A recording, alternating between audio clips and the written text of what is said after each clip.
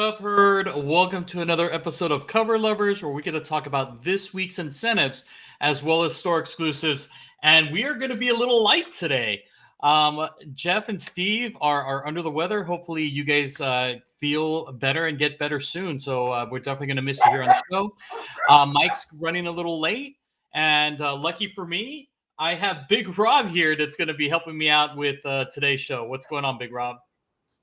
You're probably freaking out because I literally walked in when you started the show. Hey, I was okay doing it alone, but you know what? Everybody knows which covers I like, so.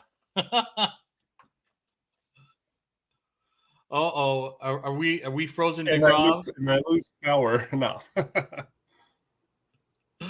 You're Oh, doomed. man. How was your weekend?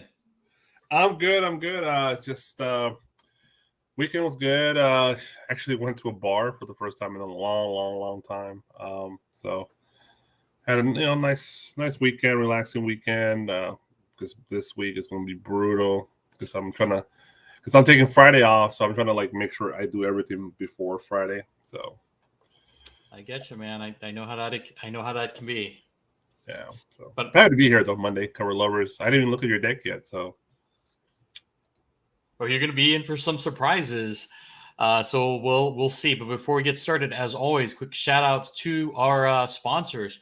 Cover price, make sure to use Nerdvana 14 for 30 days of unlimited cover price for only 99 cents. Make sure to give them a check.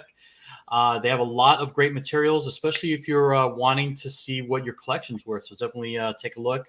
And then also Bird City Comics, make sure to use TNH10 to save yourself 10% off your purchases at Bird City Comics. And again, not only do they have store exclusives, but they also have your regular covers as well as incentives. So make sure to check them out.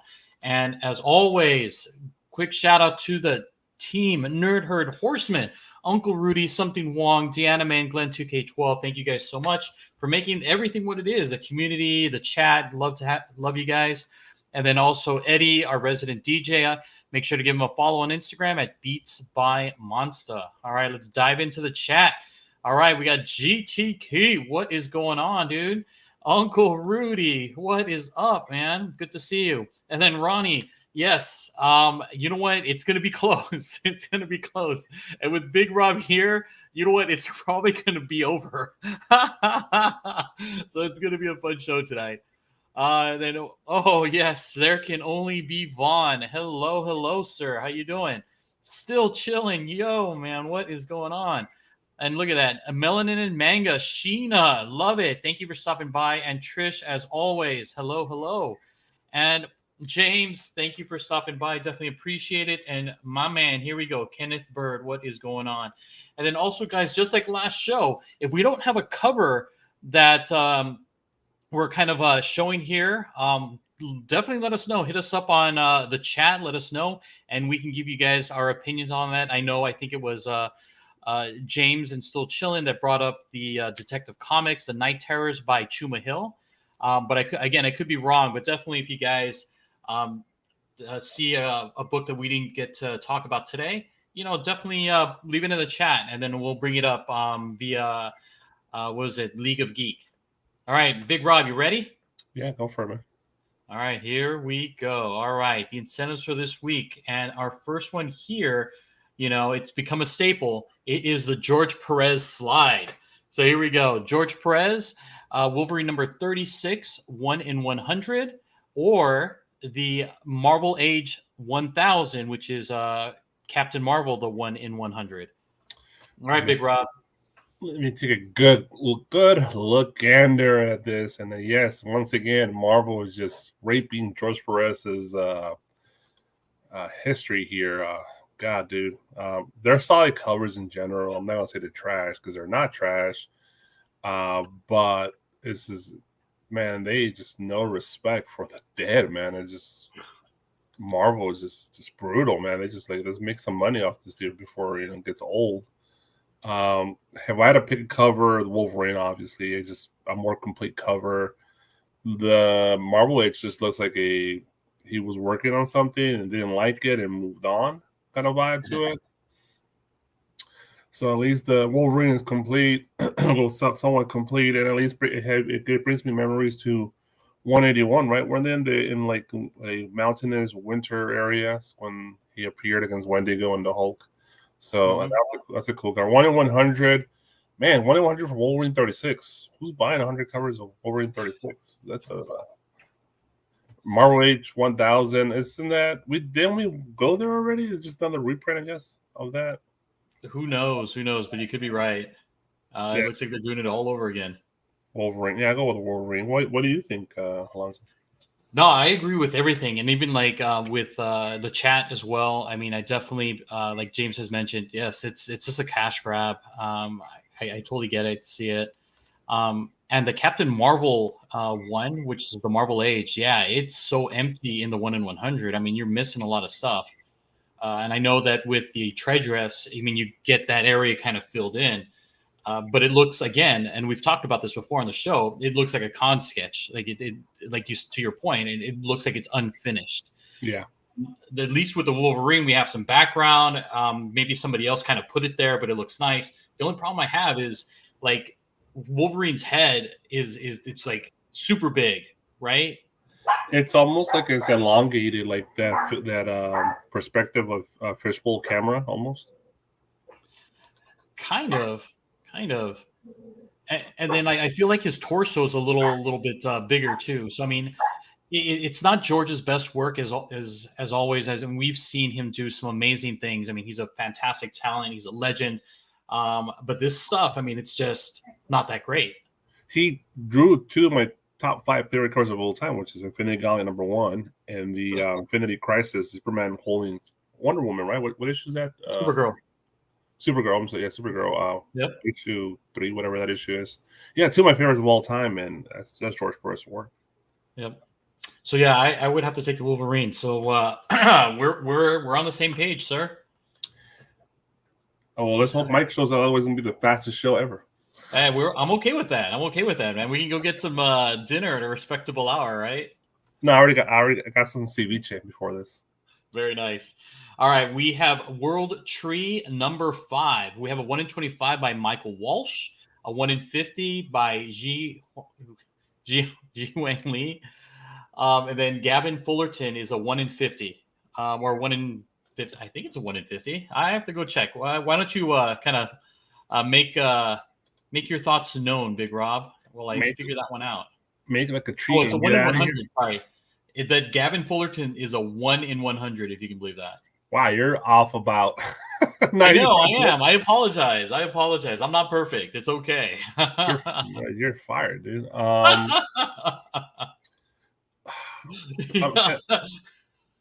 James, yes. James, if you want, you can come on the show right now if you'd like. You can just hit me up on Instagram and you can be Mike. Let's see here. So I'll be honest, I never give 2 shits about this book. I never have no interest. I have no interest of the whole Matrix buy. I don't know what the guts are. I pay no attention. What issues is already 5 or this is 5. Yeah, it's just in the last 5 years, there's so many books like this that just get overhyped and overprinted, and there's no specialty to it. But this is more of an art show, so just on the art aspect of this, yeah, I gotta go with the booty cover. It's just the better cover of all the covers. The one on the right, it's okay. I understand what they're going for, but it seems amateurish. The one on the left is very abstract, very Picasso in a way you could say, but it's just it's a cell phone gimmick. That Spider-Wing gimmick has been done to death. So I'm good with it. I don't need it in my life. So at least the middle one is cool. He drew the ass nice. I love the tats on her back. They're well drawn. It looks almost like tribal art, right? But I believe it's some different thing on this book. And her haircut looks well. The hair is actually really well drawn. It's almost like feathered. Not sure how is that photoshopped or it almost looks like it's real hair that got pasted onto this piece of art. To be honest. The actual like the red background with the line work in the background looks like it actually is like maybe like some sort of a blueprint style of art. So that's interesting. That's cool. So that's probably the best one. And one that's 1 in 50 would be a little pricey. I don't know. maybe this book is not pricing on the incentives. I haven't really researched the prices on these books. Maybe it's a $30 book, but that's the best one in my opinion. Okay. No, I totally agree with you. I'll just put it out there. I love a nice booty. So I'm definitely picking that one as out of the three. It's a 1 in 50. And all you guys in the chat, you referenced The Closet. I am not familiar with either that book or movie that it's kind of homaging. And again, it's not a 1 in 5. It's a 1 in 100. I just think, it is a 1 in 100 that it's just lacking in it all. I mean, I'm not a closet fan or I've seen the movie or read the book, so I'm unfamiliar with the homage. So I kind of don't know what it's trying to homage, and if it's something that happened kind of too soon, I'm kind of again unfamiliar with it. And we're looking at that 1 in 25 by Michael Walsh, and it's kind of giving me that kind of like black light vibes.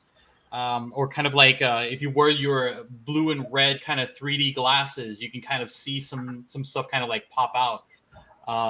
But again, it's definitely the booty cover for me. I do agree with Big Rob. I love the tat on there. I mean, it looks fantastic and goes with the curvature of the body. Love the red background, and that ass. I just love it. I mean, it's perfect. Before we welcome Mike in here, but that the 1 in 100, it does have me a little bit of a Lawnmower Man vibe to it. Okay. If you remember that film, Lawnmower Man. I do. And there we go. So Still Chillin' is the same thing. It's a Closet's another Tinian book. Trish also had mentioned that it was a book that was released earlier this year. But again, it might be too soon to kind of homage something like that. Yeah. It's like There Can Only Be Vaughn, same thing, super recent, short miniseries. Cool. All right, and Mike, welcome. Thank you for joining. Whoop. So if you had to choose of the three, which one would it be? I actually like the Walsh. I was kind of pissed to find out that was an incentive when I was writing Cover Fire this week, because it has Chamber of Chills 19 vibes to it. Oh yeah, which I'm always a sucker for. So the colors are cool. You're right; it has that black light vibe thing going on, which I'm a little over already, but still, I think it works for this. And it's just sort of a cool modern take on that. Of course, I like the booty cover too, but I don't like the face. So I think the face ruins it for me on the Lee. And then the Fullerton, it does nothing for me. I don't care if it's homaging something or not. It just sort of, especially, it's a 1 in 5, you're saying? It's a 1 in 100. It was my error. I forgot to remove it. I mean, it'll be a ghost, but it's not good enough to be 1 in 100. So the Walsh for me. All right, and Solo Wookie, what was that? He's also asking about that homage. It might be homaging something you said. What was it? Tales of Suspense? Or what was it, Mike? It's a Chamber of Chills 19. There you go. Oh, that's right, with the glass of wine, right? Right. That and the Spider-Man, right, with the cell phone. Oh, that's true. Yeah, the Peach Momokos. Yeah. That's right. Forgot about those. There was a Hughes one too. Yeah. Yeah. So and there's a face. I mean, seriously, Mike, what is going on? I mean, you come in late and it's like you're a totally different person. I know. I'm so sorry. Oh yes, Solo Wookie. Yep, Chamber of Chills. Yep. All right, moving on to the next one here. We have Ms. Marvel, the New Mutant #1 by Arthur Adams, a 1 in 50, and an art germ with a 1 in 100. But you can also get this art germ as well as a cover A or a cover B. So, Mike, why don't you start off first with what your thoughts are, and which one would you choose? Okay, I actually don't mind the Adams this time. I have minded his lately, and I don't mind this one. But again, like we almost always say, why would you not just buy the regular $5 one or $4 one for the same art, especially if that's actually where they place the trade dress? It's just down there in the corner like that, which probably not. But if it ends up looking like that on the shelves, I'm fine with that. I don't see the need to pull that off and pay $100 for a book that you can get for $5. I just don't like that gimmick at all. So for me, it's actually the Arthur Adams, I think, in this particular case. I think it's a pretty good Adams. Hey, Deo. Deo. And Deo, this is just for you here. Trish, as always, says hello. Trish says hi.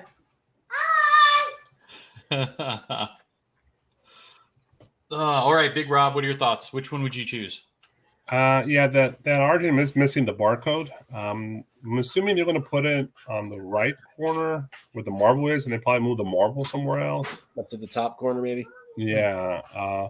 Nothing wrong with the Argent. Argent is Argent. He's never really gives you a shit cover. Even his shit covers for him are always decent covers. And this is more than decent. He actually has one this week that I don't like. It's the first cover of his I don't like. It's a Catwoman uncovered or whatever that is. I think it's actually not good at all. I gotta see that. But yeah, it's the Arthur Adams all the way. It's actually pretty badass. I do love the perspective of the angling of the character, kind of like coming up with a right hook with the giant arm. Right. I love the textures of the paint of the inks on the art. I mean, like where you put a signature, and the trade dress does make sense on this book. And the Marvel Fall of X stupid logo on top of them doesn't really bother me on this one too much. And it's one of the better depictions of Ms. Marvel in the last 5 years, in my opinion. But looks good. I like it. 1 in 50. Save yourself $50 too. I agree. I'm all in with the Arthur Adams. I love what he did with the Ms. Marvel character. It's fantastic. It's definitely a lot different than the one we saw a couple weeks ago with Snowbird, with those eyes that are like piercing into your soul. Like, it's like, oh my God, it just feels a little bit weird. Oh, what is up, guy? Yes. Is it because Jeff isn't in there? Jeff, that's why. I love it. Yeah, but it's definitely the Arthur Adams for me. I mean, it looks fantastic. You can tell it is like Kamala Khan, because I know some of these artists kind of draw the character very similarly with other ones. So this one I definitely can tell that it's Kamala Khan. I do like the art germ, but again, it's a 1 in 100, and you're getting the same art in the cover A or cover B. Just like what Big Rob and Mike had mentioned, the Ms. Marvel's over there in the bottom left corner. So it really doesn't get in the way of the art itself. So Marvel, whoever's doing the editing of these covers, I mean, do this. This is fantastic where the trade dress doesn't interfere with the art. I think it's fantastic. And Comic Forge, I bet Jeff will let you put your finger on it if you ask him nicely. He might even blow you away. He might let you use all 5 fingers if you're really gentle. He's gonna see this. He's like, son of a bitch. Why did I come on to defend myself? Guys, loving it. Love it. Oh man. But you know what? There might be a cover here that may blow Mike's mind. I don't know, or something like that. We'll find out. But these are definitely not it. But I'm putting this here just because I want Mike and want Big Rob to choose. It's the Death of Venomverse #3. We have a 1 in 50 by Philip Tan and a 1 in 50 by Gabriel Delato. And it is a Virgin variant. The one with the trade dress is a 1 in 10. So that kind of helps you guys out a little bit. But you're going to have to pick the best of the worst here. So Big Rob, what are your thoughts? Well, definitely not the Philitown for me. I'm assuming that's Scream or a version of Scream or something, or is a cousin of Scream. I haven't really read the Venom books the last year and a half, ever since Absolute Carnage debacle. Or not Absolute Carnage. What's it called? The last run, whatever that last story arc. I forget. It's Absolute Carnage. But the Donald's better. It's kind of cheap. They're ripping himself off because he's already done this with the Spider-Man and that during that 2016 run when they introduced Spider-Punk and a bunch of new characters. He did that connecting cover of all the Spider-Mans in the building. Same thing, literally. It's just this time it's Venom. But no matter what, it still looks cool because he knows how to draw a pretty cool Venom. And if I had to pick, I would go with that. But obviously, I would buy the $4. I'm assuming it's a $5 book because it's Marvel. So I'll go with that. Okay. But again, just FYI, this one right here with the trade dress is a 1 in 10. So you'll definitely go with that one, right? Oh, it's a 1 in 10? Yeah, this one right here is a 1 in 10. So this one right here, the Virgin, is a 1 in 50. and this one right here is a 1 in 10. Yeah, they're definitely the 1 in 10, 100%. Okay. All right, Mike. Yeah, I'm in exactly the same boat. The Delato is the better one. I would go with the 1 in 10 also. I've never liked this trade dress logo on any of the Venomverse books anyway, so that sort of sucks. But it's nicely placed, I guess, on that 1 in 10. It's good. It's a little busy, but it's Delato, and elements of it are fantastic. It's really hard to hate any one particular section of it. So, especially if it does end up connecting with something else, could be kind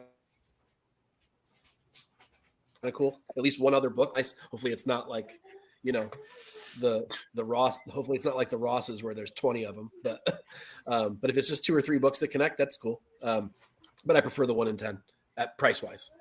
But I'm with Rob. I don't like the tan at all. Like splash page art, kind of. Yeah, at best. Like I look at that Philip Tan cover and I'm like, oh, you can't see me. It's like, I know. I'm like, John Cena, you can't see me. I get that vibe from that particular cover. I mean, it's horrible. It is horrible. What is going on, Steve? What is up, man? Missing you here, man. Hope speedy recovery, sir. Speedy recovery. Here's a question: why? So the Venomverse logo on the 1 in 10 is shrinks. Actually, they made the font smaller and they fit it in a corner. Why couldn't they do that for the Philip 10? They just plastered it across the whole fucking top of the cover. Yeah, they did. You know what? They were like, it's got nothing going on there. Let's just make it bigger. And people aren't going to care because it's just hair or whatever that is. Fucking dummies, man. You would think that they'd get layout correct after all these years, but apparently not. Yeah, the whole bottom is empty. It makes sense to put it on the bottom. But then it looks like John Cena is pooping on Death of the Venomverse, You might as well be. Yeah, so it's definitely the Delato for me because this one's just ridiculous. That tan is just horrible. All right, guys, let us go on to this one. Hopefully this one's a little bit better, maybe. Maybe we have a more obvious choice. Marvel Age 1000. We have a 1 in 50 by Frank Miller, which actually looks pretty decent this time, and a 1 in 50 by Greg Land. All right, Mike, of the two, which one would be your choice? Yeah, I'm going to say the Frank Miller, and I can't believe it. It's probably reused art based on the way he draws these days, and I'm not being funny. Like, I don't think he's capable of drawing that way anymore. So I have a feeling that's an old piece of art, and I dig it because it looks like an old Daredevil cover, which I love. So it's the Frank Miller all day long. The Greg Land is okay, I guess, but it's sort of stock Land art. It's all mashed together, and I don't like covers like that anyway. So I'm going with the Miller, and I can't believe I'm saying that. And it's definitely a reused piece of art, which I'm totally cool with. Okay. Big Rob? Ditto. It's definitely, obviously not modern art for Frank Miller because we've seen modern art for Frank Miller, and it looks like he's, I don't want to be the jerk, but he's like struggling, right, with the pencil. It's a really cool cover. I don't know if I like it more than the Land, to be honest, because it seems it's a little too simple for me, the background, and just, I know it's a chimney he's breaking apart, but it looks like a giant Lego. So I can't go beyond that. It kind of bothers me. It's a giant Lego. At least the Miles Morales looks really cool on the Marvel Age. I think I dig that, and the what's her name, dude? I can't remember her name. The Wolverine, female Wolverine. Oh, X-23, Laura Kane. Yeah, at least he looks pretty cool to us. Well, I know there's a mismatch of Photoshop art all put together in one cover. That's pretty much what they did.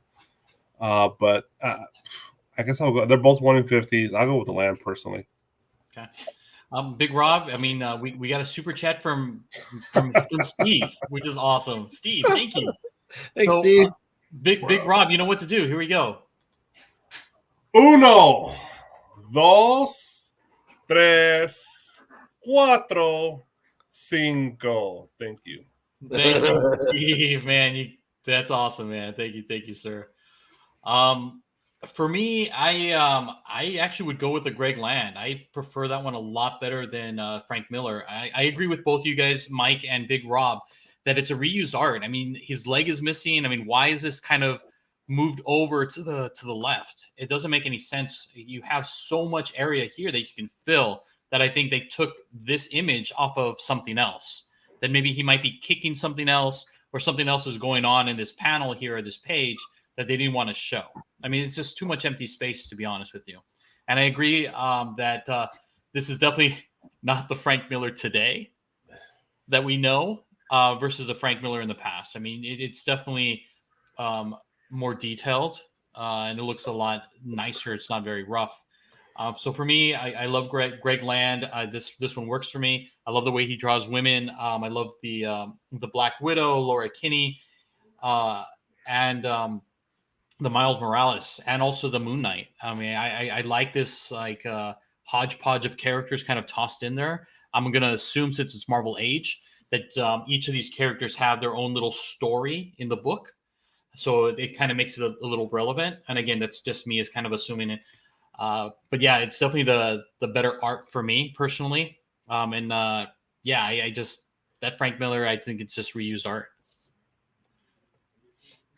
Yeah, and then the same thing with those Lego pieces that you just mentioned, Big Rob. Yeah, 1-piecers or 4-piecers maybe. They're attacking him, Guy. They're attacking him. Those bricks. All right, how about this one here? So this is Night Terror's Night's End #1. We have a 1 in 50 by Kendrick Lim, and a 1 in 100 by Miko Suyan. But as you guys know, he does have a full color that can be available as, I think, the cover A or cover B. All right, gentlemen, let's go with Mike. So I actually like the Lim. Kunkka. Good old Kunkka. I think it's really, really cool. And you don't really get to see, I haven't seen him on a cover in a long time. Maybe it's her, but excuse me. And I like the Suan, but I like the color one. So I don't see the need to get what I consider to be a lesser comic cover at a 1 in 100 premium. It seems like it's a downgrade. I prefer the color. So, but what is the character's name? Deadman? Deadman. Sorry. I blanked on it for a second. You also don't see that character on covers very often. So, I dig it. So yeah, it's the Lim, but it might be the color Suan over the Lim. I don't know. It's a tough call, but I think I like the Lim better. I know I'm hedging my bets here, and I shouldn't, but they're both really good pieces. Cool. Big Rob? It'll be the same. I'm going for the Lim, but just the color on the Suan is better. Obviously, the black and white, nothing wrong with it. It just color looks better. But the Lim is cool because I don't know if you noticed this, Mike. There's Batman hidden as Deadman. Yeah, right. As you said it, I'm seeing it. That's cool. I like that. Oh, yeah. Night Terrors has been killing it on covers. At least 80 to 90% of their covers are solid to good covers or excellent covers. They knew that they were going to have a tough time getting people to buy into the crossover thing. So, yeah, very, very few, boners. Yeah, I love the coloring, the red. Even the wall on the back looks cool, and the trade looks great with the neon red around the trade itself. And I love the touch of the Batman ripping apart the Deadman above as it's like a scab or something, right? So yeah, I actually thought it was really painted at first, and it actually mistook it for maybe a Perillo or something at first when I first saw a glance of the thumbnail. Yeah, which says a lot. It says a lot. It does. Wow. Yeah, I'm in agreement with all you guys. That Lim is just fantastic. I mean, remember V, the series? Yes. This kind of reminds me of that. You know, when they like ripping the prosthetic face or whatever that is. Yeah. And, but no mice, bro. You know, it's fantastic. That's a deep cut, man. Where's the mice though? Where's the rats? I know exactly. No, it's fantastic. I do love the way he's like tearing his shell or his skin just for that. I mean, it's fantastic. And it's definitely better than the Miko. I feel like the Miko's like, even though they're both, it seems like both are digital. I feel like the Miko is way too digital for me. Looks, Yeah. You did? So I definitely will pass on that one and take the limb. looks like the chat agrees. I think everybody's going with the limb as well. Yeah, limb. Yep. Yeah, and Rudy's like, he's like, I remember. Yep. And Steve, yes, sir, limb for sure. All right, here we go. So, Alice Never After #2. This is a 1 in 10, but this is also either a cover A or cover B. But this is by Miguel Mercado, and I know Steve would love this because it's like a horror-based cover. So, Big Rob, what are your thoughts on this? I'm just digesting this. This is the first time I've seen this. Take it all in. So the 1 in 10 is the Virgin, right? Yes, that's correct. Well, yeah, obviously you want the Virgin because it's a full portrait of the character.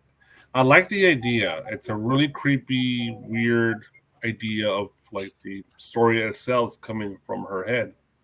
Like I don't know what they're trying to say here. It's just maybe just horror grossness, or that she's having illusions and imagining all this shit after taking drugs. Who knows? You could read so much into this art. It's well done. Not my cup of tea a lot of times, but I like it in general. I think it's great art, great pencils, great inks. The anatomy of the character is really well done. To do a whole face like this on a cover and not be like boring, it's great.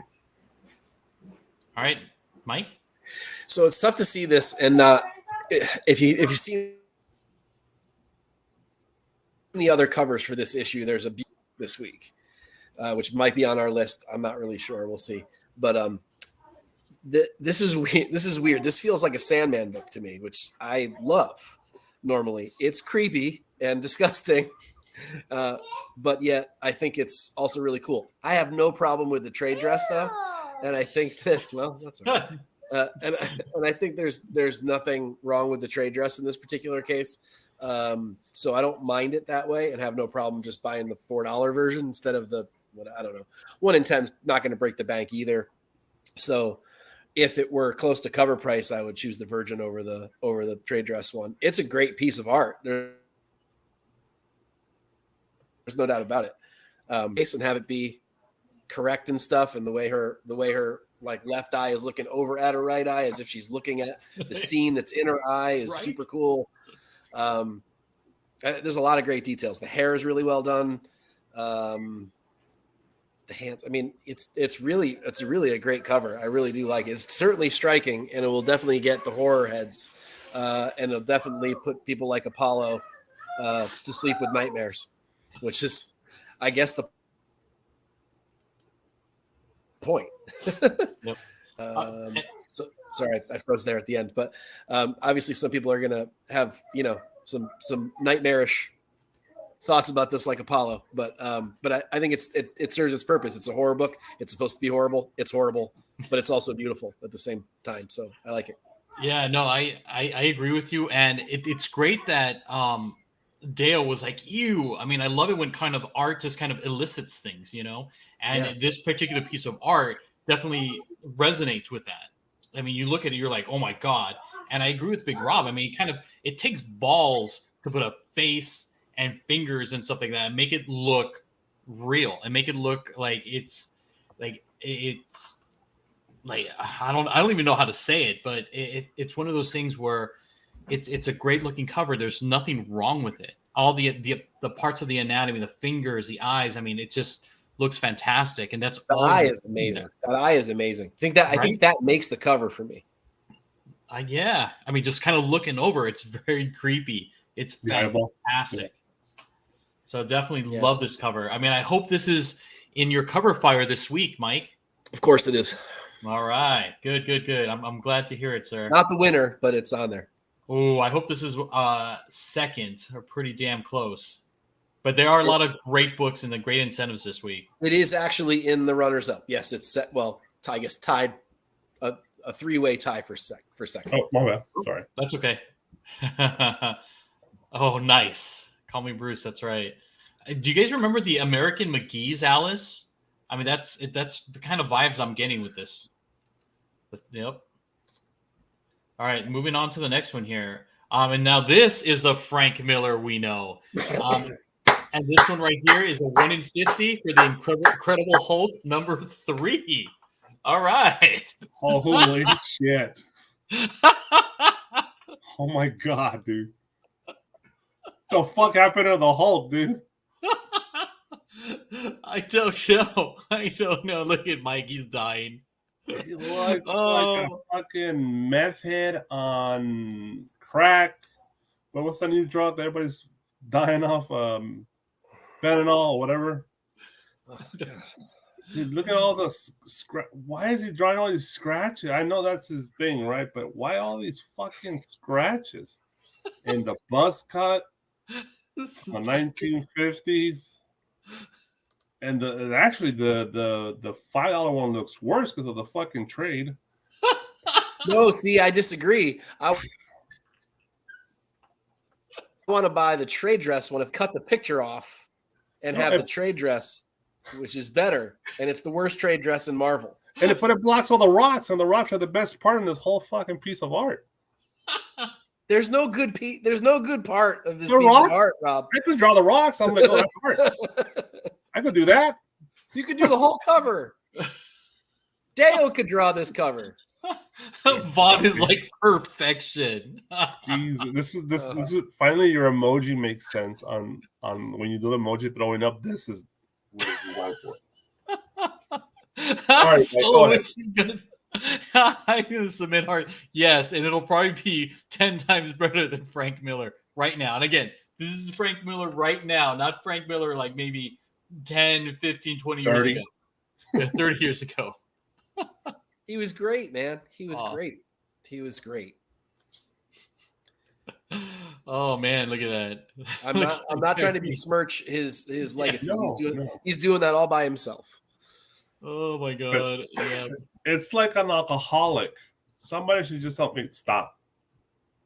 Oh my god. Yes. Yeah, an intervention.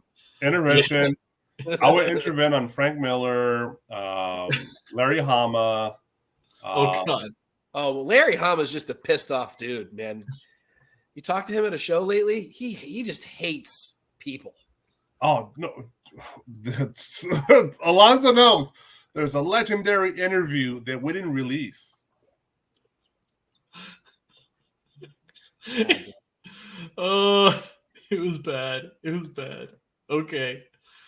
The only person that was meaner, the only person that I met that was meaner was Chaykin when people were trying to get him to sign Star Wars #1. He gets like he stands up out of his chair, kind of pissed. Like he hates that book. He hates being associated with that. Wow. Which is ridiculous because it's why he's famous. But like, okay. All right. How about this one? Oh Jesus. We got The Mandalorian Season 2, number 3 by Terry Dodson, 1 in 25. Big Rob, you started it off last one. Mike? It's the coloring book cover. I mean, there are 2 coloring books that came out, which actually, for all of you first appearance collectors, predates the first comic book appearance of Grogu. So both coloring books, they were at Target in the dollar area, and they look like this. So this is cute, I guess. Certainly not as a 1 in 25. I could see it being a B cover for the people who really love Grogu. I love Grogu. And I know you love Grogu, but do you like that cover? No, I just love Grogu. No, you don't like the cover. Or you just like Grogu. Good answer. Oh wait, hold on. Oh, Mike, do you see this? I'm going to try to switch browsers, guys. I'm freezing way too much. And I tried Chrome tonight. I need to go back over to Edge, I think. But okay. This is too cutesy. It looks like a coloring book. It's a hard pass for me. I don't know that I give it the face palm, but it's not a whole lot better than that. All right, I'm going to bag out and hit you back up on another browser. Sounds good. All right, what about you, Big Rob? You see that? See you, Dale. You see that bowl that he's eating? It looks like a bowl of shit, like this cover. It's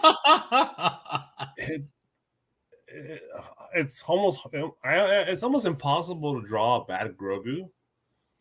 And I love Terry Dodson. I bought his prints. I have a bunch of his covers. I love his art, but his art style just does not work with his character, or he didn't give a shit when he was doing this. It's pretty bad. He looks like it's a freaked out Grogu. He's like a deer in the headlights look. The background's complete trash. I know what he's trying to replicate. He's trying to replicate those kind of that material, that plaster material on the buildings they use for the buildings in Star Wars. Even the table looks dumb. The spoon looks if the hand is holding the spoon looks translucent almost. It's really the kid from the Matrix who's bending this. It is. Spoon. Yeah, it is the kid from the Matrix, but unfortunately it's not. It's the Mandalorian. Issue He's tipped his head a little bit, and he has the spoon. Issue 32. Isn't it? This is a key book. This is Bo-Katan's first, in continuity, first appearance. So just on that, it will sell, but the cover is complete utter garbage. And I like Dodgson. It's too bad. He's an unsung artist, especially for drawing women, but not this time. Yeah, I agree with Big Rob. It looks like somebody just took a dump on this thing. I mean, it looks like all it needs is a sign that says bloop. I mean, we just finished this piece of art. It looks so bad. I'm like, my God, I saw this and I'm like, Derry, you've done so many better covers. What is going on with this? Oh, like San Diego Comic-Con exclusives, like the little art he does just for the con. Those are great. I love those. But this is not. His Princess Leia series covers were awesome. Yep. Yeah. Great. Oh, look at that. I love it, Reef. Luke Skywalker original art. Ooh. I bought 10 of these as gifts. You should add the bloop right there, right by the bowl. Oh my God. Yep. And the same thing. Yep. For Halloween. Oh man, I'm sorry, Bruce. But I know how it is when you're a completionist. You have to get it. So I understand. Cuckoo for Cocoa Puffs. All right, but yeah, these covers are so much better. Yes, they are. Oh, compared to this one in 25. I mean, oh my goodness. The cover A is better. Yep. Yeah, but I like the concept art and the this one right here from the show. So best Star Wars cover though is the Maleev Django this week for Bounty Hunters. Oh yeah, I see now. Yeah, it's a great cover. It feels like the old Dark Horse, like the. Oh my God, I'm freezing here too. Like the old Dark Horse covers from Dorman. Okay. All right, moving on to the next one here. We got Martin Simmons for the Riddler Year One, number 6, 1 in 25. Big Rob? It's interesting. It's not, let's say, my cup of tea. I don't love it, but I don't hate it. I dig the 7 vibe to it. What's in the box? Yep. The writing and on the wall. I think that's what they're going for, because they pretty much did that character in the film. The Riddler is that Kevin Spacey character, pretty much a ripoff of that. So I dig it. I dig the mask, and then obviously the one from the film, right? Because he's wearing that mask. It's a cool cover. It's an interesting cover. It's a creepy cover, and that's the point of this. So. 1 in 25, though? I don't think so. To me, it's a solid cover B, C, D, whatever, but not an incentive. Okay. Mike? I normally love Simmons' work because it's, of course, like Sienkiewicz modern.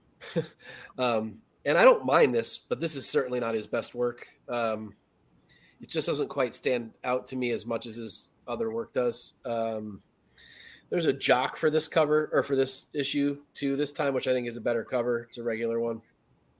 This is okay, but it really kind of doesn't do anything for me. I think you're right, Rob. I think it's supposed to be a 7 homage kind of a thing, or that same feeling, which is cool, I guess, but it doesn't really do anything for me. This is a pass for me. Okay. So when I first looked at this cover, I really got Texas Chainsaw vibes, like Leatherface, like putting on the face. I kind of get that vibe from it. This is typical Simmons. So for me, I'm it's kind of hit or miss for me. Sometimes it's like fantastic, and sometimes it's just like it's terrible. This one, I think it's not bad. I think this is good. Is it 1 in 25 worthy? Honestly, I don't think so. I think this would be a great cover A or cover B. As a 1 in 25, I'm just not feeling it. I didn't even think 7 at all. So seeing the background and the writings, like I'm kind of getting that now. But for me, when I saw it again, it was just Texas Chainsaw Massacre. Well, it looks like Doctor Doom. Yep. I'm surprised they didn't put the Jock as the 1 in 25, considering it's Jock, and they figured they could probably sell more doing it that way. You know what? But I think Simmons, it's the hot, right? Yeah. He's a lot more recent to people, so maybe they're thinking, oh, this might be the way to go. But then, of course, we have a lot of up and coming artists that they put in a 1 in 25. We had like Fornez, like as a 1 in 25, right? I mean, come on. I don't know. Who knows what DC's doing? I mean, seriously. Stroke that guy's ego so much, he's selling commissions now. He is. Oh, and this one's for Big Rob. Mighty Morphin Power Rangers 30th anniversary special #1. And this is a 1 in 5, and it's all the villains. Big Rob. I'm not really a Power Rangers fan. I don't know what it is for me. But Oh, is it? Okay, then. You know what? I'll talk about it because I was too old for that boat. I was not into it at that point. I understand it's my brother's generation. They're really into it. They love this will definitely hit the nostalgia button for those folks. It's a 1 in 5, so it's not going to break the bank. So who's this Boom, right? That's Power Rangers. Is it Boom? Yeah. So they're doing an anniversary special. It's definitely a cash cow for them, and they haven't done anything like this. I can't remember doing all the villains because pretty much all the kids' properties have done something like this. G.I. Joe, Transformers, Sonic, all that jazz. They all done a similar covers like this. So it's Power Rangers' turn this time. So it's a cool cover in general, but it's basic art. But Power Rangers fans are going to buy it no matter what. Okay. Looks like BK for Life is definitely making this a buy. All right, Mike, what are your thoughts? You know me, I hate these covers. These jam everybody on a covers drive me nuts. They spark my anxiety. I can't take them. So this is I hate it. I can't stand it. I can't even look at it. There you go. Oh my goodness. And I also have no nostalgia for Power Rangers, same as Rob. I was a little bit too old for it. Just after me. A couple years later. Gotcha.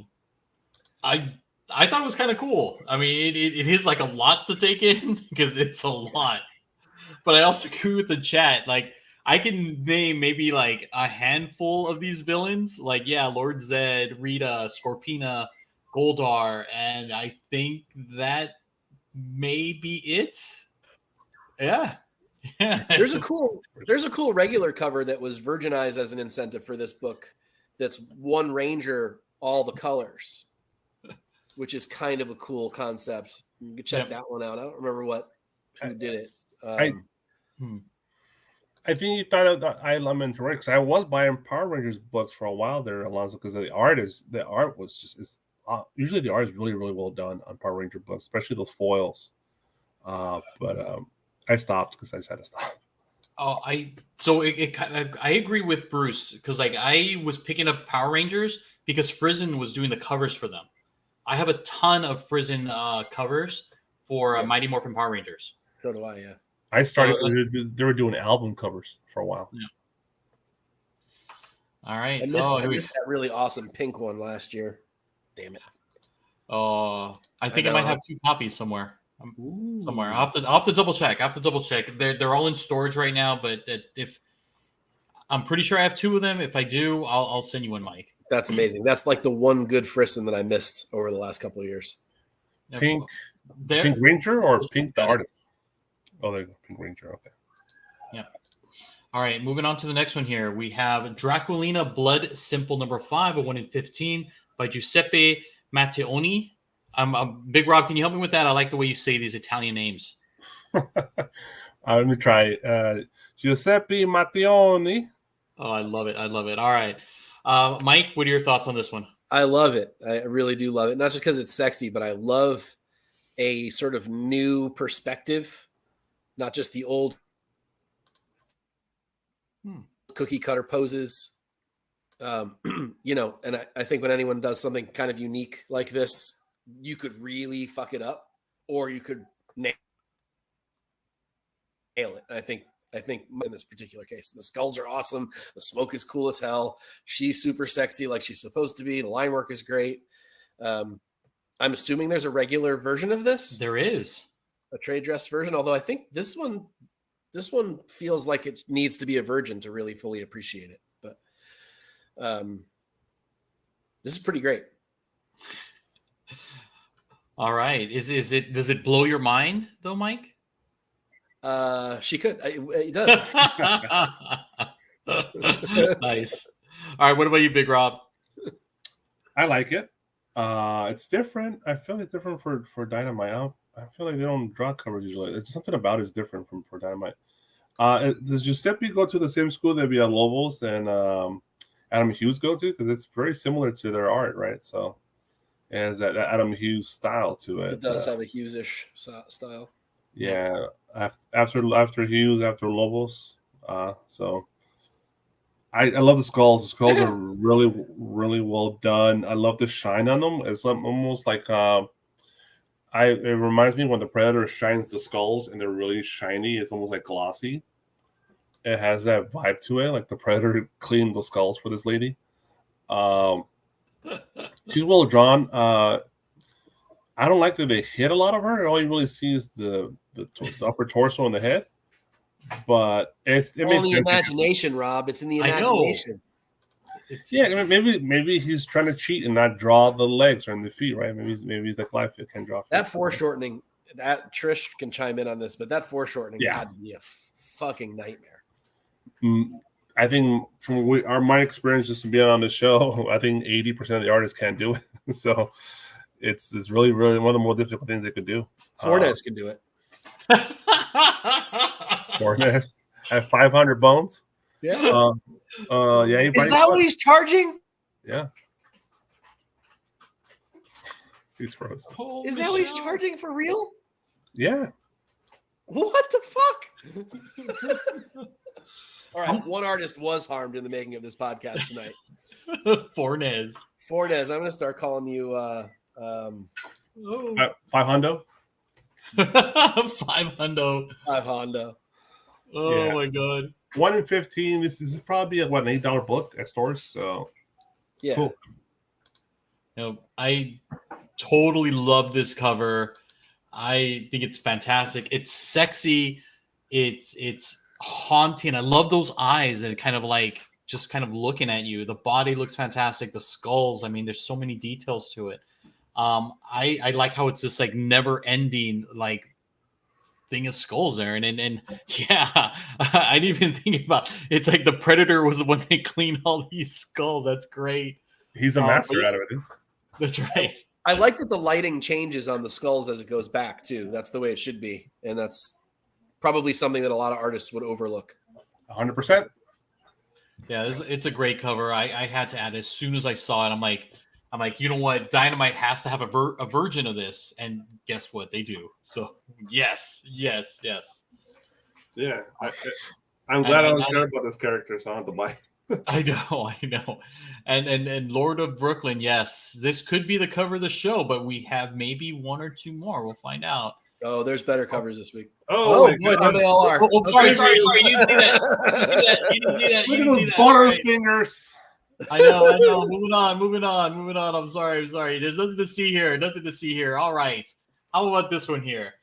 Sonic the Hedgehog Endless Summer #1. This is actually a 1 in 25 by Natalie Haynes. All right, Mike. It's a cute concept. It's a pass for me, but I mean, I love. Who doesn't remember these?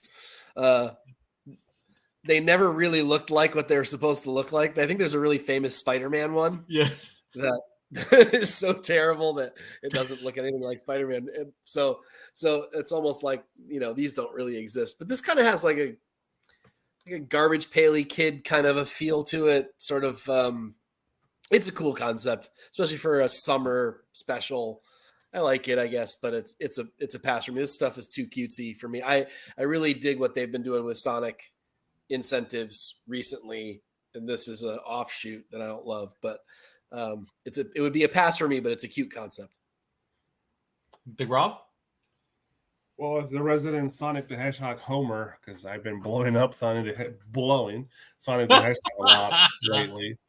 1 in 25 though. I don't remember seeing too many 125s for Sonic, so that's new. Dude, yeah, I love this cover. I personally love this cover.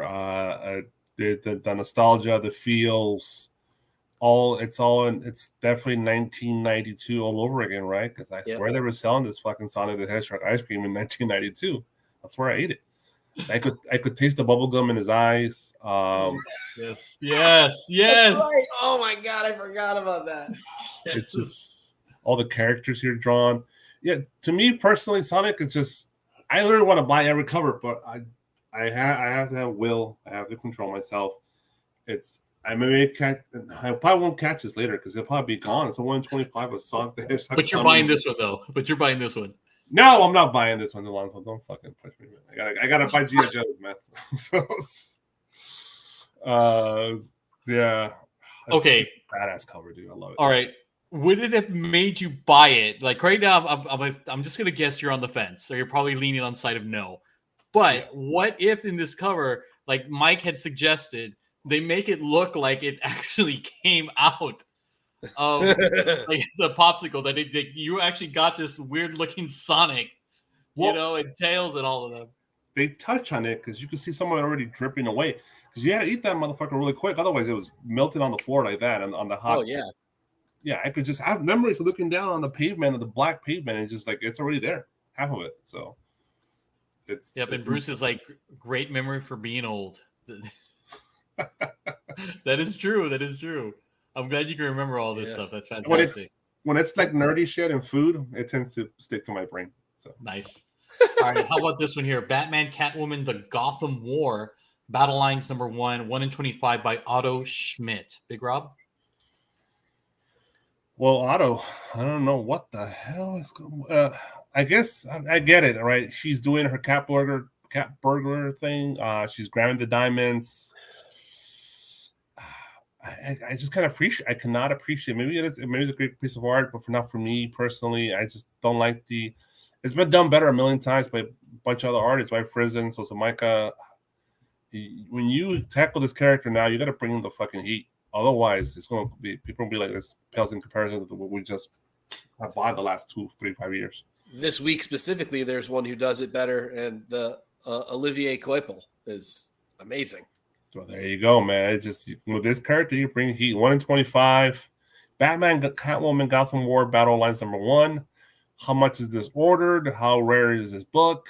I don't know. But the Catwoman fans will definitely be after it because there is a select group of Catwoman fans that will pretty much buy all their covers. The Batman symbol looks like shit, though. That looks weird. All right. What about you, Mike? Yeah, no, the whole background looks way too digital and sort of like old CAD. Kind of. I don't know. The bat symbol's terrible. This should be done a whole lot better at a 1 in 20. At that kind of incentive, it really needs to, like Rob said, it needs to bring the heat, and this definitely doesn't. It's just a meh, and it's not even a good meh, kind of a bad meh. So I wouldn't even buy this if it were a B cover. There's way better covers for Catwoman this week on both titles. If she was really, like Steve said, if she was breakdancing, we were talking differently. That'd be a whole different story. Oh my goodness. Catwoman 2, Electric Boogaloo. That's right. All right. How about this one for you guys? Star Wars Bounty Hunters number 37. 1 in 100 by Alex Malik. Yeah, there it is. And this one is a cover A. So again, 1 in 100. But I want you guys to let me know. Does the trade dress get in the way of this thing? So go, Mike, take it away. Yes, it does. I think it's a beautiful piece. I'm a huge sucker for the old Dave Dorman covers, like I mentioned earlier, for the Dark Horse Star Wars books, and this has all the earmarks of that same feeling. And I think you really need to be able to see the details of Slave One or whatever we're calling that, the Fett ship now, whatever Yeah. we would call that, it to be Django PC. Fett ship. The Django Fett ship, the full planet in the background or moon or whatever that is in the background, the asteroid field, everything like those details are really important. 1 in 100 is a tough ask when you can get the art on a $5 book. But man, if I found this at a price that didn't break the bank, I really like his best work recently. And that's saying something because he's good no matter what. But this is a really great piece. This is kind of timeless. And it fits right in with that old school feel. I really do like the version better. But I'll probably buy the $5 version. I hear you. What about you, Big Rob? Okay, well, this is bringing up the old Attack of the Clones scene, right? Where he's being chased down by Obi-Wan Kenobi. Yeah. It's that scene. So this book could go two directions. It could be really cheap or it could be really expensive. I'm not sure. I haven't really priced this book. I could see this book being really really expensive, like way over the ratio. I'm talking maybe 160, 180. You could totally see this happening to this book. Is I've seen other books that were complete trash and they're 1 in 100s and it's still going for 130, 140 because they're Star Wars books. So this is actually really great art. I don't know if I feel all that white on the bottom left. I don't know if that works for me, but the art's still so good it doesn't matter. The trade dress, I wish you would have shrunk it and just kind of put it on the corner next to the right of the slave one. Put it down there in the white area that you're talking about. Yes. Yeah, somewhere besides the top of the damn ship and Jango Fett. Yeah, I don't know what pre-order the regular one, but yeah, there's 1 in 100. People are going to pay a pretty penny for it, I think. For number 37 too. Yeah. Shit. I love this thing. As I was like, oh my god. So I saw the cover A, and I'm like, oh my god, this is stunning. I'm like, and I was shocked that Marvel decided, oh, we're gonna make this a 1 in 100. I'm like, oh my god, this virgin variant of it is phenomenal. I mean, that Bounty Hunter's trade dress hides a lot of the other details of Fett's ship. Oh my god, you can tell like the artistry, the brush strokes for this painting.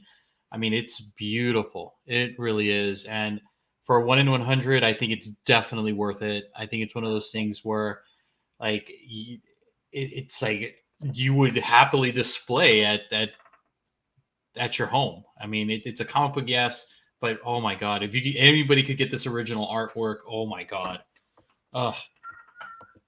beautiful. So right now, Mike, is this the couple of which cover do you prefer right now? We have the Draculina, and then we have this one from Malieve. For this is way better. All right, This is a timeless, keep it forever kind of book if you can get the Virgin. For sure. Not All sure right. the Draculina is, but this is a fucking. All right, Nort's Illustrated Swimsuit Edition #1, 1 in 25 by Lobos. All right, Mike. So it's amazing when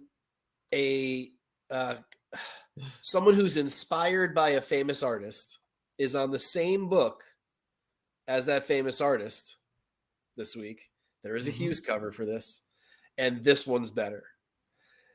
The Hughes is good too, and this one's better.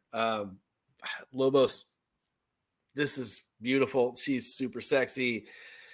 The hips maybe a little bit too thin. If that's like the only criticism I could give it, but I mean that's old school Hughes too. He used to do that all the time as well. So I mean, the background's cool. It's perfect for a swimsuit issue. He nails everything. Lighting, curves, water, the background. It's beautiful.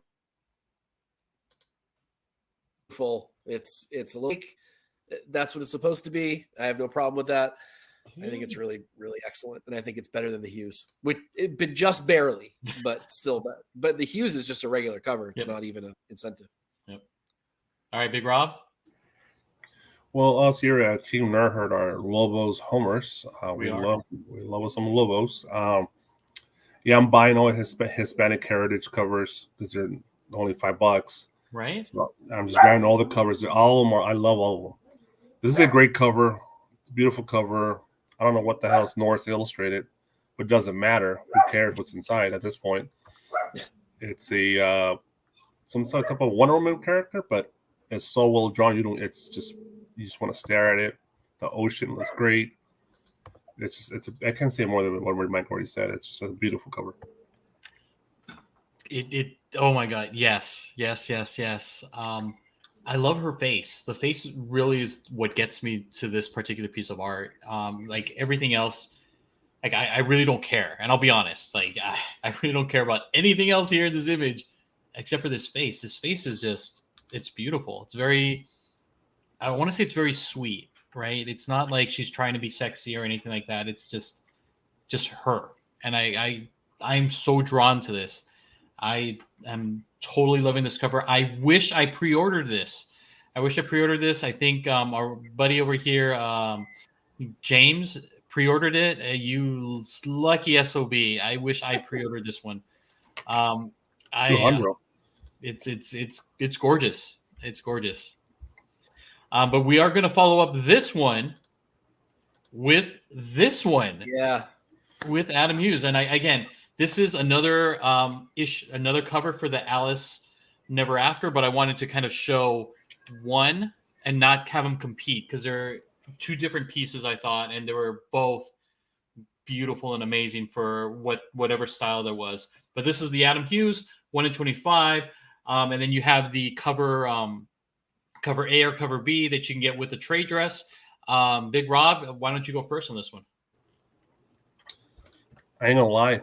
I think the Lobos, for me personally, it's a lot better. I know it's very similar in art style, right? But I don't know, something about the Lobos it catches me more. This one's cool. I like the going through the frame, right in the background, the hearts, the black and white for the dress, and around her. It's Adam Hughes art. It's just doesn't really make me curious to find out what's going on. I know it's just holding hearts, but it's just not enough. But it's great Adam Hughes art. The art itself is brilliant. He's a master. It's kind of hard not to say no to him, but I'm not paying $25 for it though. I think the other one's I'd rather spend my money on the Lobos. Wow. All right. What about you, Mike? So this is not the Hughes I was mentioning earlier. That there's a Hughes for the North Illustrated as well. That's correct, but it's a regular cover, so that's why it wasn't on. It's a regular cover. Yeah, it's a regular cover. This, just spoiler alert, the regular trade dress is the winner of Cover Fire this week. I think this is an absolutely stunning cover. This is Hughes' attention to detail. I think this is classic level Hughes. I love that it's black and white everywhere, but what's in the frame. It's a cool touch. Well, I guess not her arm, but they're coming out of the frame. So just think it's gorgeous. The face is gorgeous. The body is gorgeous. The detail in the dress is gorgeous. The cool, weird, trippy background thing is super cool. I think this is a masterful piece from Hughes. This is one of his better pieces since, honestly, his last Alice cover, which you should go check that out if you haven't seen one of those. That's a beautiful cover too. Yeah, this is my weekly. This is my winner this week. Yeah, I mean, the Malieve. It's hard to describe. The Malieve would have been if it weren't a trade dressed version in my article, which I don't do incentives for. So it's a tough one. The Malieve version is my favorite cover of the week, but trade dressed covers, this is my favorite. So I obviously love the Virgin too. Yep. Cool. Yeah, I dig this cover. I kind of wanted to have the Draculina, Lobos, and then Hughes all together because they looked very, very similar together. Yeah. But I decided to kind of separate them and kind of end on the Hughes because I feel like everybody's trying to be Hughes, right? Yeah, I dig this cover a lot for everything that you guys have said, even the criticism that you gave a little bit, Big Rob, as well. But again, you made it like it's still a beautiful cover. I love it.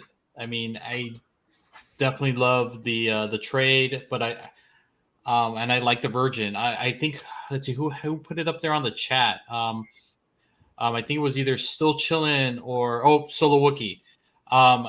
That extra red that you get with a trade dress kind of helps like bring kind of brings the whole work or ties everything together. I feel like for in this part that trade dress doesn't take away from the art. I think it adds to it.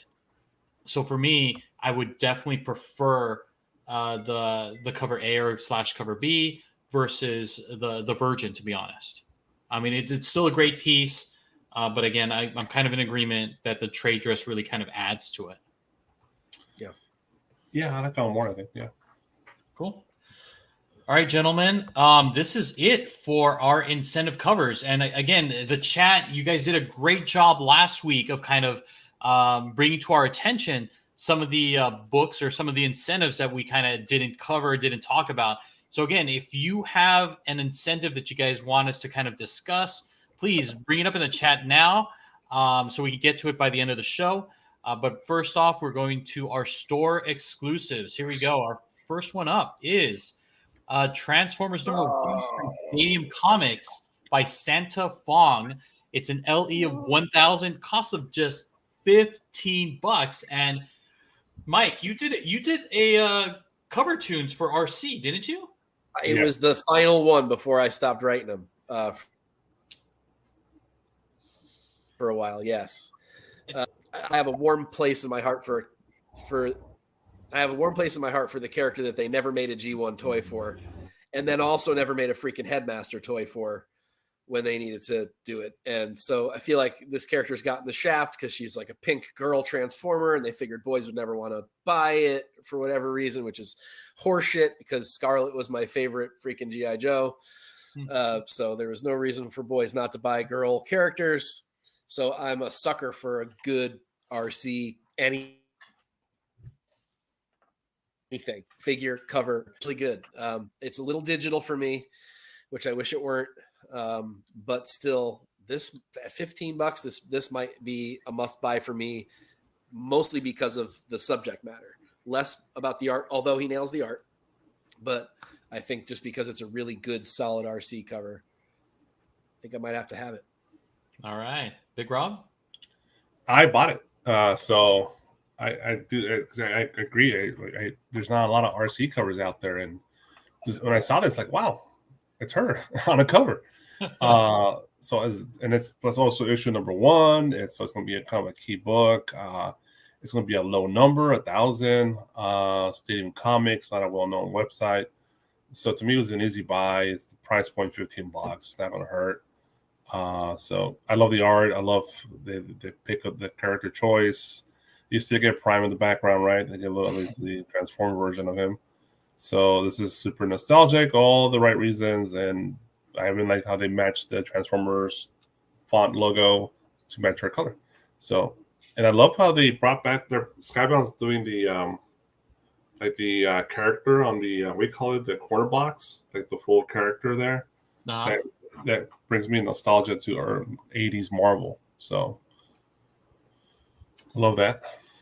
Yep, I'm with you guys. I bought a couple copies of this. I think it's fantastic. And if you guys haven't read Mike's article, you guys know that there's not a lot of RC covers out there, and some of these RC covers are valuable because there's not a whole lot of them, and they're very, very scarce. So if you're an RC collector, definitely pick this book up, and also take a read at Mike's cover tunes, where he kind of showcases all the covers for RC. So definitely check that out. You can find it on cvsi.com. You know how many covers she's on in the regular series in America? Why don't you tell us? 0. Oh, she's on one cover in the UK because they had extra covers in the UK because they came out weekly. So she's on one cover, 2 covers, I think, in the UK weeklies. And she's on the only vintage US comic she's on is Transformers Universe, which is basically just a glossary of characters. She's on the cover with Ultra Mag and maybe one other character. I can't remember. That's it. How sad is that? Sad. That is. Like Insecticons get more covers than she does. That's Hey, true. I like Kickback. Kickback was my favorite Insecticon. They're all okay? annoying though, and they're ugly. All right. How about this one right here? We have Death of Venomverse number 5 from Nicoletta Baldari. And then Big Rob, I'm going to need you to help me with this one too. But you can find it from the 4 Horsemen of the Apocalypse, KRS, Mutant Beaver, Eastside Comics, and the Comic Mint with an LE of 600 and a cost of $40. Big Rob, help me out. Nicoletta Valdari or Valdiri? Yeah. Ooh, Baldari. Valdari, I think so. Yeah, 4 Horsemen. So is the LE 600? We don't know. Yes. But $40, kind of pricey. I don't know about that neither. But the cover itself, I love the bubblegum feel. This is the pink Barbie vibe, the colors, and they put a little bit of creepiness because of the character, right, in her face. So they keep that aspect in the cover. So they don't oversaturate you with the Barbiness on this. But it makes sense with the whole Barbie renaissance this summer. It's a good choice. So I love the colors, pinks, purples. You know, those are my colors. So I dig it. Love the line work, everything about it. It's great. Okay. Mike? Neon Vomit. Hate these covers. I do like the dichotomy of the darkness against the light. That's cool. I see this appealing to a specific audience that this is this is for the My Little Pony folks. This is not for me. I'm sick of the whole Venomverse thing anyway. Yeah. But yeah, no part of the art is bad. There isn't. I shouldn't say it like I did. There's nothing bad about the elements of the cover. It's the overall just shock and awe of pink and purple that's just a little bit like over the top for me. And I'm like Rob. I actually like pink and purple covers. I think they're pretty awesome and they stand out to me. But yeah, this is a no for me. Okay. I kind of agree with you. I like how everybody kind of said it. It's a unicorn puke, kind of like in line of what you had said there, Mike. And Trish, I agree with you. When I saw this, I was like, "Oh, Sailor Moon," because it. Oh yeah, shit. That is what that looks like. Yeah, that's all you're going for. It's obvious. Yeah. Yeah, that's right. Yep. Oh, look at that, Bruce. We sold Bruce on those 2 Transformers. Yes, it looks cool. It's definitely worth it. What about this one right here? Power Girl number 1, and you can find this at the Warren Lau store. And LE, I don't know what it is. It could be 1,000, it could be 3,000, who knows? But it's going to cost you $40. Mike, definitely know it $40. And didn't he just do a Power Girl cover? Yeah, he did. So. This And is it smokes this one, doesn't it? If I remember right, it's like Yeah, I think so. Yeah. yes. way But better he than hasn't. this one. This is going to be funny. So he has the same issue. You know what? Let me bring this up. Keep talking. So it's okay. It's I mean, but it's that same thing again. Like her just sort of floating with the demure pose and I don't know. He got the wrong anatomy big. The legs are big. The boobs are a little smaller. Thought it was supposed to be the other way around for this character, but it's fine. But I'm over this whole look over and over and over and over again. Yeah. It has that Supergirl art germ feel way back in the day, but like done to death though. It was fine when Art Germ did it. We all loved it then, but now it's just too much. Foreshortening's weird. She's got strange calves. I know the thighs are supposed to be big, but they're a little too big in this case in proportion with the rest of her. It's definitely not his best piece. The clouds are cool, but I think his other piece is way better than this one. It felt kind of timeless and and really well done. More pinup style, and I liked that better. If I'm remembering the right cover, I think I am. I think so. Just as an FYI, so this is the same cover that you can pick up 926, except minus the cape. I kind of like that better. Versus this one right here. So this is her OG, or not really OG costume, but the costume work that she's well known for. And I guess this is something new that they're going with.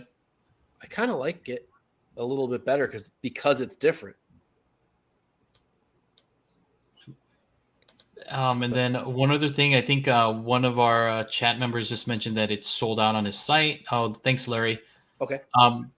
But you can also get it as well from East Side Comics. So the Four Horsemen have it as well. I'll pull it up. Big Rob, you want to comment on this real quick? I think Mike said everything. In general, it's a great cover. It's fine. There's nothing wrong with it. I just I don't know. Power Girl saturation is beginning to take effect upon me. They all look alike at this point to me. So I can't really shit on it. It's just I really don't care anymore. That's my problem. Gotcha. Yeah, it's solid in general. I do like how he drew the sky behind her. So. Oh, and Larry, looks like you're right. He sold on his site, and it looks like it's sold out as well on East Side Comics. It's sold out right here. But I think maybe you might be able to get the CGC version. Yep, looks like. So this is still available in case people are interested. East Side Comics. They do discount codes, I think, for this particular one. If you're looking at it, the discount code could be Darth or it could be Harley. So definitely try those two, and you can save yourself, I think, 10% or something like that. So definitely take a look. Yes, same cover, different week. That's right. Yeah, I agree with you, Apollo. Yep. All right. Then we have this one right here. I think this might you guys might like this one. Darkwing Duck. This is Negaduck, number 1 by Marco Mastrasso. Did I say that right, Big Rob? Is that acceptable? Yeah, that's good. Marco Mastrasso. Yeah. All right, and you can find it in Unknown Comics, Antihero Gallery, in 616. I don't know what the LE or the cost is, but it did come out today. Mike, you were a little excited, so what are your thoughts? Who, me? Yeah. Or Rob? Oh, I'm sorry. I love it. This is fantastic. Man, I love Mastrozzo's work anyway, and we've been singing his praises on this show. I sing his praises on my articles too. But man, this is good. This is really good. This is really striking. Great depth. Wonderful use of light and shadow. I don't know which colorization I like better. Mm-hmm. I wish that all the trade dress weren't covered. Again, I don't know why they feel the need to do that all the time. It drives me nuts. So as a result, I guess I like the Virgin better. But man, this is really, really cool. This is like what Delato does with the Disney stuff. Mm-hmm. But actually, I think this is better, which is saying something. I think it's fantastic. All right. What about you, Big Rob? Yeah, it's a pretty bad. I didn't see this at all. Pretty badass cover.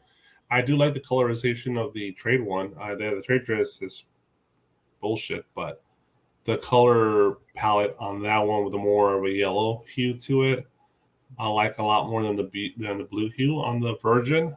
So if I had to pick one, I would pick that one. And you can probably buy that for a lot less too on the websites. So I just like the colorization more on that, but it's great art. Great, yeah, it's better than the other Disney covers we've seen in the past, similar art style. But Mega Duck, there's not a lot of covers with him on, especially in this style of epic depiction of this character, not like this. So it's beautiful. Yep. I would agree. This looks fantastic. And again, you can pick it up Unknown or Antihero or 616. And they usually do the buy 2, get 1 free. So you might, if you prefer the trade, you can get the trade separate. Or if you prefer the Virgin, you can do that separate as well. I think with Rob, I think I like the coloring of the trade dress better. But still, that trade dress might drive me nuts. I like the trade dress here. I don't know how I feel about this Mega Duck right here, but I like this. Yeah, that if it were just that up there, would have been fine. Yeah. I got a cover for you, Alonso, too, when we're done with the incentives. Okay.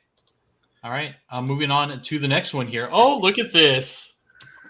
World Tree number 5, Ji Hung Lee, Elliott 500, cost of 20. And you can get this at Big Time Collectibles. It's the Virgin variant of the 1 in 50 we saw earlier in the show. Mike, are you okay with this? Is this acceptable? 20 bucks? It'll make the 1 in 50 worthless because everyone will buy this instead at $20. I mean, I agree with what you said when I popped on, which the tattoo work is awesome. Obviously, the curves are great. It's a butt cover. It's got a lot of the things I like, but I'm sorry, the face ruins it for me. I know, whatever, Face? What? Call me whatever you want to call me. I really don't. It just doesn't do it for me because of the face. It drives me nuts. Can't do it. Don't care if it's a virgin or not. All right, Big Rob. Well, you already pretty much know my thoughts on the art, but this is bullshit. This is straight bullshit.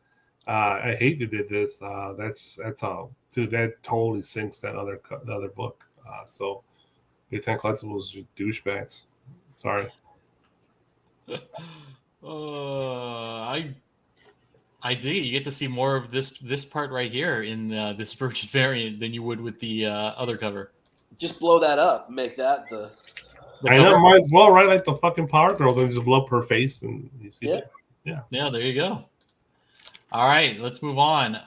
And that's all we have. So, Big Rob, what do you got for us? Okay, let me share real quick. This is I might be alone on the island here, but let me share. Yeah, go for it. I gotta always bring up my boy here. Good boy. Here we go. Oh, I've seen this one. Yep. Okay. Godzilla Rivals versus Space Godzilla 1 shot, cover C, the Bob Angleton variant cover. It's, I believe, a 1, and I don't know what it is. It's selling for fucking $16 or $18. Probably 1 in 20. Let me blow it up so you get a better view. Yeah, this is dope. Obviously, this belongs on the side of a van from 1987. Yes, it does. Yes, it does. I love the line work. I love the candy blues, you could say. Colors that match my purples, and they're in some pinkish and light with some bright colors. The trade, it's just traditional trade, but it kind of makes sense with this one. I don't know how I'm not too happy about this little font on the bottom here, but it's cool. It's fine. I think it's a badass cover, and I don't think I've ever. It's been a long time since I've seen a Space Godzilla cover, and there's 3 covers for this issue. This is the incentive. So yeah, I love the A cover too. Really, I'm shocked because I thought you would hate the A and B cover because that's literally the Maria Wolf school over there. But it works for this for whatever reason. Sometimes that stuff works. I mean, it's just like every once in a while I like a peach cover. Every once in a while I like a rose beige cover. Yeah, if they're on the right book. But I actually think the A cover is pretty cool. Pretty cool. Yeah, that's it. Yeah, because the B cover is totally Maria Wolf. Yeah. that one makes that one does not make the list, but the A cover makes the. Because see that feels Maria Wolf to me. The other one doesn't. I don't know why. A little bit more Stoko to me, or Stoke, however you say his name, which I like better. But this cover is great. This is fantastic. I mean, the detail is fantastic. It's just great color, great contrasts.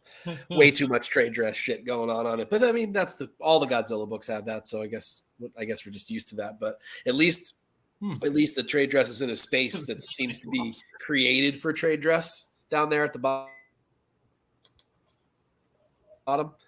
So that's okay. This is a really cool cover. It'll be hard to find too, I think. Yeah, I'm pretty sure. Lonzo? No, I dig it. There's so many incentives this week that I had to kind of pick and choose.